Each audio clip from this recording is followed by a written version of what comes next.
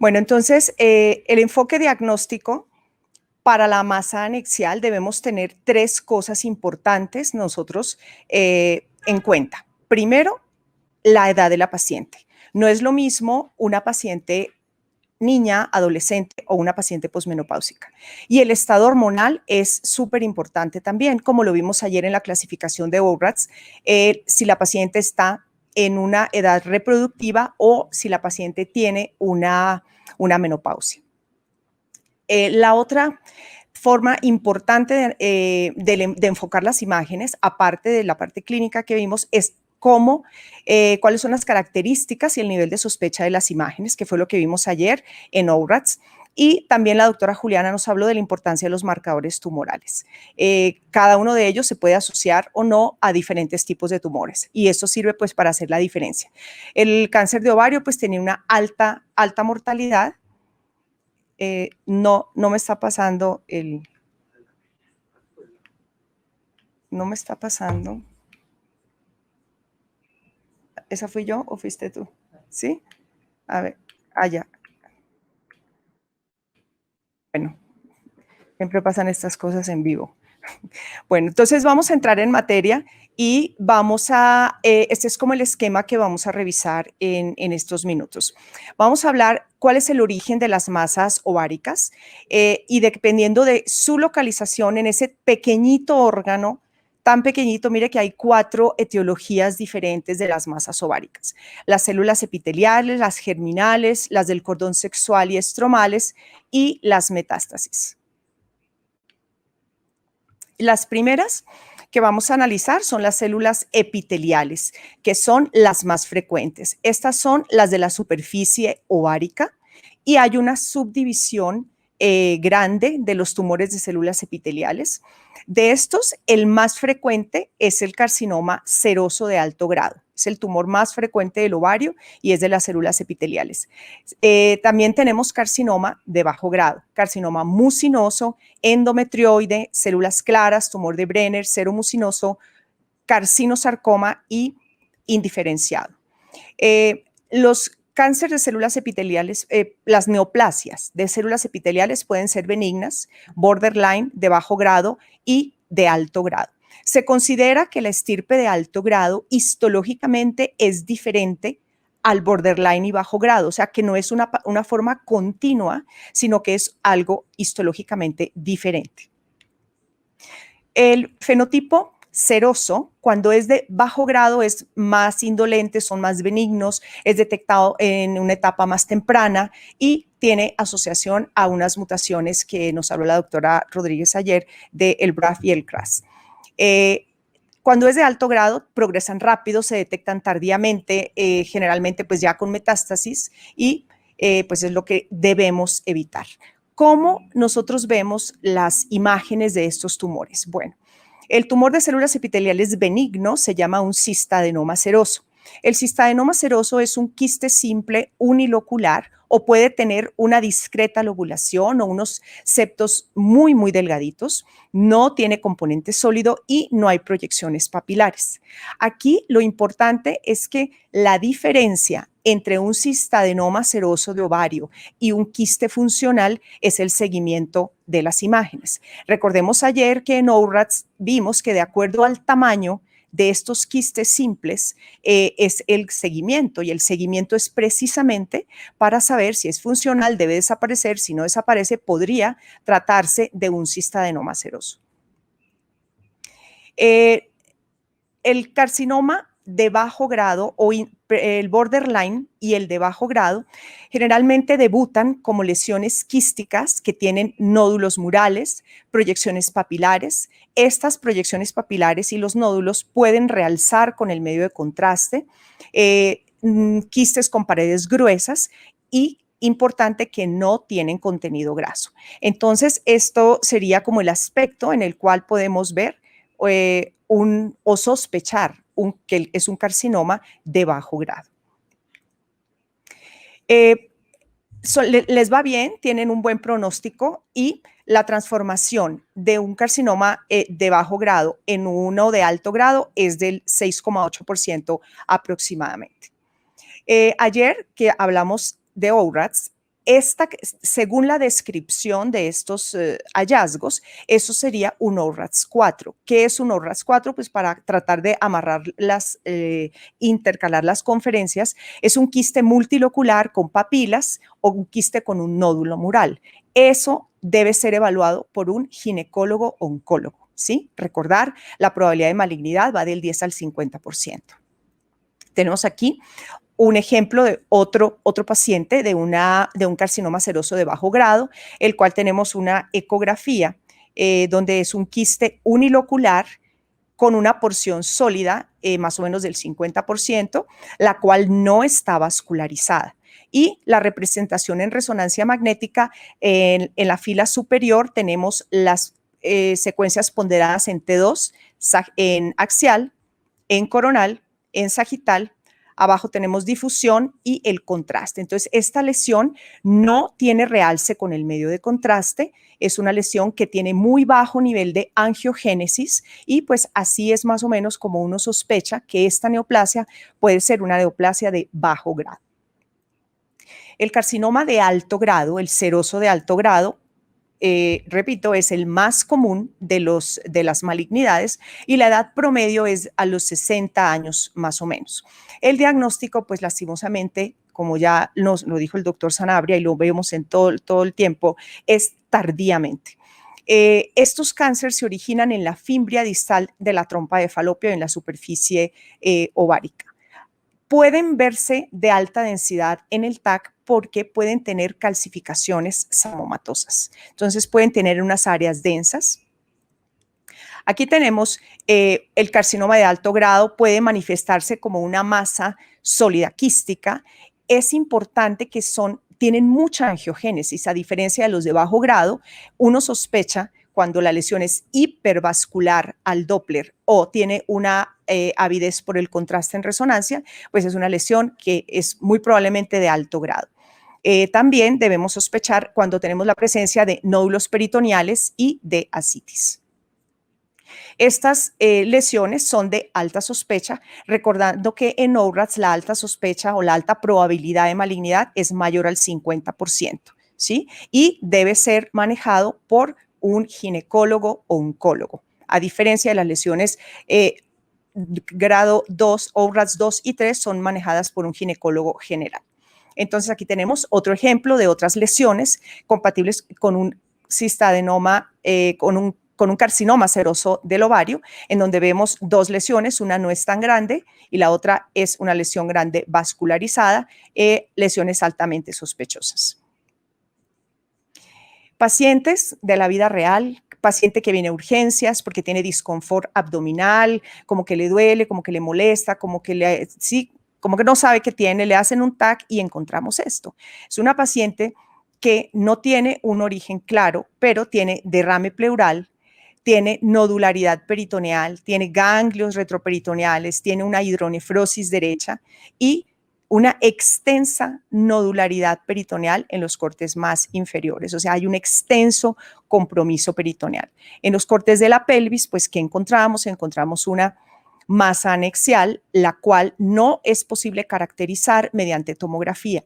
La tomografía es de mucha utilidad para la extensión, pero no para la caracterización de la masa. Y aquí tenemos la ecografía donde vemos pues una lesión quística, componente sólido, con nódulos que protruyen.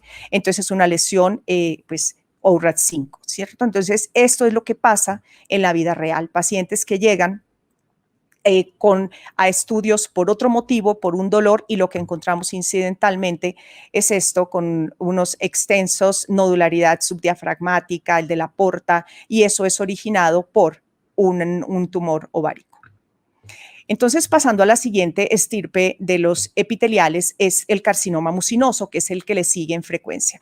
El carcinoma mucinoso generalmente es multilocular y unilateral. Pueden tener diferentes ecogenicidades e intensidades de señal en resonancia o diferentes densidades en el TAC, porque la mucina puede tener diferentes como estadios. No es frecuente tener proyecciones papilares y pueden tener calcificaciones lineales intramurales discretas. Un pequeño porcentaje se pueden asociar al tumor de Brenner. El carcinoma mucinoso sí es una progresión continua, a diferencia del seroso, que dijimos que el de alto grado es una estirpe diferente en el seroso, pero el mucinoso sí cumple la progresión histológica a llegar a alto grado. Entonces, ¿cuándo sospecha uno un carcinoma mucinoso o una neoplasia mucinosa? Cuando vemos estas lesiones gigantes multiloculadas, son muy grandes. En ecografía, estas se salen del campo de vista del transductor, requieren resonancia magnética para poder una evaluación completa.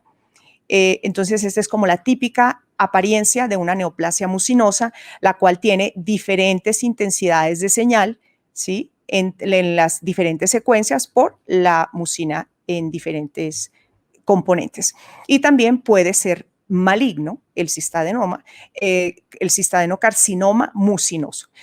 Cuando sospechar malignidad, cuando son lesiones que miden más de 10 centímetros, y pues esto puede ser un dolor de cabeza para el cirujano porque una ruptura de estos tumores mucinosos puede convertirse en un pseudomixoma peritoneal. Aquí hay una tabla que les dejo la referencia para que ustedes la puedan leer con tranquilidad. Es una tabla que resume la diferencia entre un carcinoma seroso y un carcinoma mucinoso.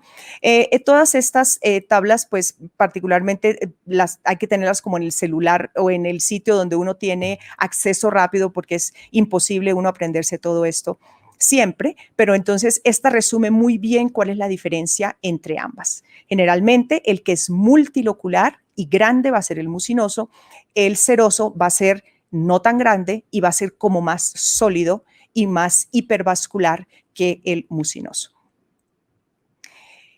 Seguimos con las células epiteliales. Este es otro carcinoma, pero este es muy raro, el carcinoma endometrioide o de células claras. Realmente, aquí la importancia es que se asocia a endometriosis. El 39% de los endometrioides y el 41% de los de células claras están asociados a pacientes con endometriosis. Alrededor de la quinta década de la vida, generalmente cuando son este tipo de cáncer, son cáncer de buen pronóstico, son de bajo grado y pueden estar asociados con el síndrome de Lynch y también tener un sincrónico con cáncer de endometrio. No hay hallazgos específicos para uno sospechar este tipo de carcinoma. Lo importante es que la paciente va a tener endometriosis, entonces cuando la paciente de endometriosis tiene mayor de 45 años, pues debemos sospechar la presencia siempre y cuando haya nódulos murales que tengan realce o que tengan angiogénesis. Hay una entidad benigna que es muy poco frecuente también, que pudiera simular malignidad, que es la endometriosis polipoidea. Entonces, siempre estos pacientes que con endometriosis y que tengan un nódulo que tiene realce con el medio de contraste, pues tenemos que alertar al clínico y decirle, ojo con este endometrioma, porque tiene un nódulo y hay que descartar que tenga un componente neoplásico. El otro tipo de tumor de células epiteliales es el tumor de Brenner. Este es un tumor casi siempre es benigno, son generalmente pequeños, son hallazgos incidentales, son sólidos, pueden tener calcificaciones extensas, son muy hipointensos en el T2, entonces son igual o menor, o sea, igual o más hipointensos que el músculo. Entonces, esta es una característica de este tumor. A diferencia de los otros que hemos visto, que son quísticos mixtos, este es un tumor sólido muy hipointenso en el T2. Entonces, esta es una clave para su diagnóstico, aunque hay otros tumores también que se pueden presentar hipointensos. Pasando al otro tipo de células ováricas, las células germinales, que son las que nos van a dar estos tipos de tumores, que son los teratomas, disgerminoma, saco de Yolk, carcinoma embrionario, y hay algunas combinaciones. Estos tumores son muy heterogéneos, entonces pues a veces no es tan fácil. Cuando tienen grasa es muy como específico para qué es la presencia de un teratoma, pero cuando no hay grasa y hay otros componentes, pues es difícil hacer la diferencia. El más frecuente de los tumores de células germinales es el teratoma maduro. Esto es de pacientes jóvenes, promedio 30 años, por eso es muy importante la edad de la paciente en el momento del análisis. Generalmente los teratomas son benignos, la malignidad es muy, muy rara, menos del 2%, y algo importante, el componente sólido de los teratomas puede realzar y eso no necesariamente indica malignidad. Lo que pasa es que los teratomas pueden tener tejido tiroideo y eso es ávido de realce con el contraste. Entonces, si tiene la presencia de grasa y tiene un realce, pues no necesariamente va a ser maligno, pero de todas maneras, recuerden, todo lo que tiene angiogénesis, pues genera preocupación.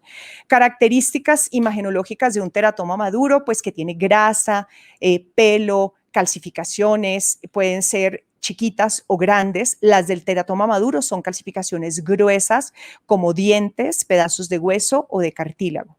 Aquí tenemos el ejemplo de un teratoma en ultrasonido, es una masa heterogénea con grasa, con tejido sólido, no tiene flujo al Doppler y es muy fácil hacer el diagnóstico en tomografía, en donde vemos pues que hay una lesión grasa con una calcificación gruesa en la periferia. Entonces esto sin lío es un teratoma maduro. Otro ejemplo de un teratoma en resonancia magnética, este tumor es pequeño, es una lesión de alta señal en las secuencias T2 que cae en las secuencias, aquí es muy importante en las masas anexiales tener las secuencias de saturación grasa, porque lo que aquí se ve de alta señal en el T2 cae la señal en las secuencias con grasa y esto es lo que nos hace el diagnóstico de que la lesión contiene grasa y la primera posibilidad es un teratoma. En este caso, esta paciente no realza y esta es la apariencia en ecografía. Miren pues cómo se ve de diferente. Entonces, tomografía súper fácil, el diagnóstico. O hay veces que las lesiones son muy grandes. Esta es una niña que tiene 10 años que acude a nuestro servicio de urgencias por dolor abdominal. Entonces se encuentra una masa palpable de más de 10 centímetros, la cual corresponde pues con una lesión quística, con un pequeño componente graso que lo vemos acá. Esta es la parte líquida, esta es la parte grasa y en las secuencias con saturación grasa cae la señal, entonces nos hace el diagnóstico de un teratoma. También aquí les dejo esta tabla que en donde resume la diferencia por imagen que podría ser un teratoma maduro o no maduro o inmaduro. Entonces, generalmente son las calcificaciones gruesas, pelos y dientes y esas cosas que nos hacen pensar en un teratoma maduro. Y el teratoma inmaduro tiene más cantidad de tejido sólido que de grasa, o sea, tiene menos grasa y la porción quística más líquida que la grasa, que podría ser el caso de la paciente anterior que les acabé de presentar, de la niña de 10 años con una gran masa que no tenía calcificaciones, es un teratoma inmaduro.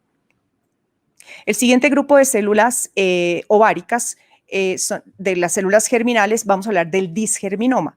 Es la segunda malignidad más frecuente de las células germinales, es el equivalente al seminoma testicular en los hombres. Este es de mujeres muy jóvenes, de adolescentes y puede asociarse también o presentarse en el embarazo. Crecen muy rápido, son palpables y también forman parte de los tumores sólidos del ovario. Entonces, la diferenciación con otras lesiones hipointensas en T2, pues debemos recordar que acabamos de ver el fibrotecoma, el tumor de Brenner también son lesiones sólidas que no tienen casi áreas quísticas y el disgerminoma pues forma parte como de la triada de las lesiones que son sólidas en el T2. Aquí tenemos una paciente joven, 18 años, es una gran masa pélvica, miren el útero acá, miren esta extensa masa pélvica sólida, sin flujo, a la exploración Doppler. Entonces, recordando lo que vimos en ORATS ayer, esta sería una clasificación ORATS 3, porque es una masa sólida, bien definida, la cual no tiene flujo al Doppler. Entonces, por ultrasonido sería categorizada ORATS 3 con una probabilidad de malignidad del 1 y 10%. Y tenemos la resonancia magnética de esta paciente en donde vemos la misma extensa masa predominantemente sólida con unas pequeñitas áreas quísticas, no presenta realce con el contraste. Las secuencias superiores son T2 en sagital, axial y coronal con sus respectivos comparativos con las secuencias con contraste. ¿sí? Entonces, este es un disgerminoma, una lesión predominantemente sólida y que no presenta restricción en las secuencias de difusión. Otro caso de paciente con un disgerminoma, un tumor sólido en el T2, vemos acá, tiene también aquí en el lado izquierdo un quiste paraovárico, pero la lesión que nos interesa es la derecha, es una lesión sólida con un nódulo como hiperintenso, el cual no presenta, presenta realce con el medio de contraste y esto correspondió a un disgerminoma. La siguiente grupo de células son las células del cordón estromal, cordón sexual y células estromales, en donde están agrupados los fibrotecomas, fibromas y tecomas. El fibrotecoma es pues la combinación, las células de Leydig y las células de la granulosa. Estos son menos frecuentes que los tumores de células epiteliales y germinales, generalmente son benignos y la Organización Mundial de la Salud los clasifica de acuerdo al compromiso puro en células del cordón sexual, que son la granulosa y Sertoli, y células estromales, que son las células del TECA y de Leydig. Estos se diagnostican clínicamente por la alta producción de andrógenos. Aquí tenemos una lesión que también tiene su característica importante en imágenes y es el fibrotecoma. El fibrotecoma forma parte de las lesiones sólidas de resonancia o no solo en resonancia, sólidas anexiales que podemos ver en ecografía y en resonancia. Entonces ya vimos que el tumor de Brenner, que el disgerminoma y el fibrotecoma son las lesiones que van a ser sólidas en los diferentes métodos. Estos fibrotecomas generalmente son en la edad media de las pacientes, no tienen flujo o tienen mínimo flujo como este. Esa es una característica del fibrotecoma, o no tienen o tienen una cosita de nada. En resonancia magnética son lesiones muy hipointensas en el T2 comparadas con el músculo, similar o más hipointensas que el músculo, con un mínimo realce con el contraste. Aquí tenemos 3 pacientes diferentes en las cuales cuál podría ser fibrotecoma y cuál no. Vamos a recordar, las 3 son lesiones sólidas, una está levemente vascularizada, casi nada, esta está moderada y esta está ávida. Les recuerdo aquí lo que vimos ayer en ORATS, otra vez, que esto forma parte del léxico ORATS, que son la evaluación del color. Entonces, para hacer el diagnóstico de fibrotecoma, tiene que ser que no tenga flujo o que tenga un mínimo flujo. Entonces, definitivamente, estas 2 lesiones no vamos a pensar, así sean sólidas, su vascularización nos hace pensar en que son lesiones neoplásicas malignas. Ejemplos de 2 pacientes distintas con fibrotecoma en ultrasonido, una lesión pequeña para anexial. Este ya es un corte superior, aquí está el sigmoides y esta es otra lesión mucho más grande. A veces el reto diagnóstico aquí es diferenciarlo de un mioma de ligamento ancho o de un mioma pediculado. Los tumores de la coalición es otro tipo de tumores que es un grupo de células epiteliales y germinales, no tienen hallazgos específicos y bueno, pues generalmente son hallazgos histológicos. Y el último grupo son las metástasis ováricas. Las metástasis pues pueden venir principalmente del tubo digestivo, como del colon, apéndice, estómago, páncreas. También pueden originarse menos frecuentemente metástasis de la mama, de pulmón y del ovario contralateral. El diagnóstico diferencial debemos hacerlo con el linfoma primario ovárico. Estas lesiones son sólidas, son bilaterales, predominantemente sólidas, entonces es otra de las diferenciales de las lesiones sólidas ováricas, pero las metástasis siempre son bilaterales.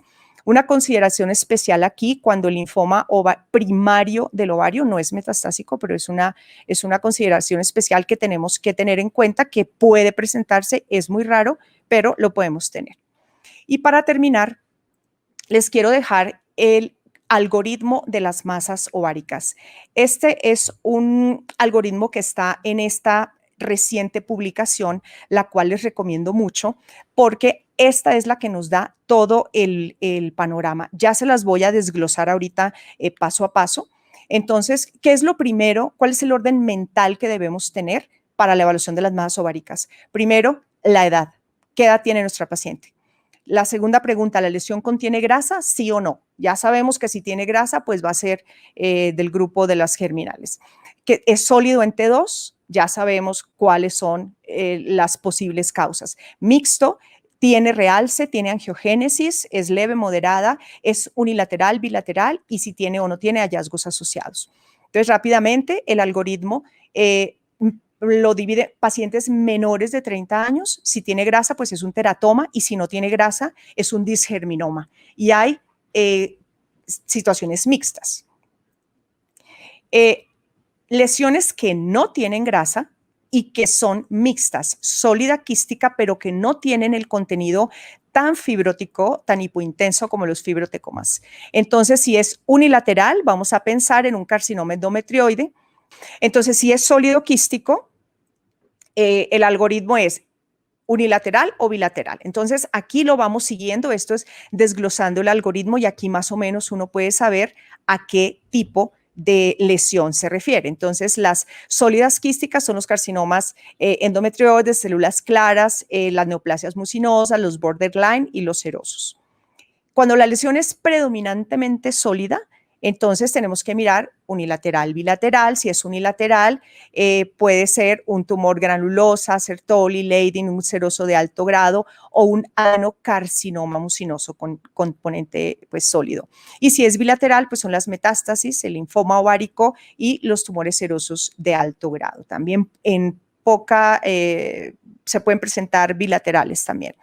Y cuando la lesión es predominantemente quística, pues hay que mirar si son uniloculares o multiloculares y ahí el algoritmo nos va guiando si puede ser una neoplasia mucinosa o una neoplasia serosa. Entonces, es muy importante que nosotros los radiólogos conozcamos las características radiológicas y patológicas de los múltiples subtipos de las neoplasias de ovario, dado que eso nos puede ayudar a diferenciar si eso es una lesión benigna o una lesión borderline o una lesión maligna. Muy importante este énfasis que nosotros hacemos siempre en el trabajo multidisciplinario. El manejo de la masa ovárica es multidisciplinaria. Todos tenemos que estar conectados, trabajar en equipo por el beneficio de nuestras pacientes y entre todos podemos detectar más tempranamente un cáncer de ovario y que nuestras pacientes pues no lleguen como están llegando hasta este momento. Muchas gracias.